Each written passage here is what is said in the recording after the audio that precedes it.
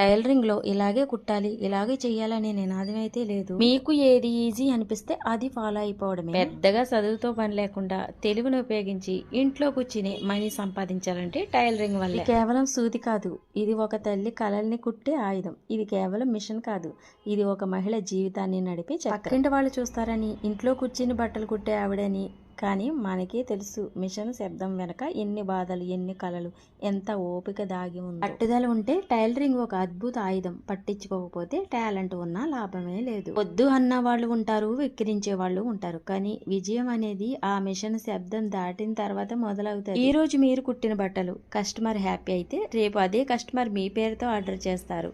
పనిలో ప్రేమ పెట్టండి, ఫలితం మెరిసిపోతుంది. ఒకసారి మిర్రర్లో మీరే చూసుకోండి. మీ చేతిలో ఉంది మీ భవిష్యత్తు. మీరు కుట్టేది బట్ట కాదు, మీరు కుట్టేది మీ లక్ష్యం. పనిలో నిలకడ ఉంటే జీవితంలో గెలుపు ఖచ్చితం. వీడియోకి ఒక లైక్ చేయండి ఫ్రెండ్స్. టైలరింగ్లో ఇలాగే కుట్టాలి, ఇలా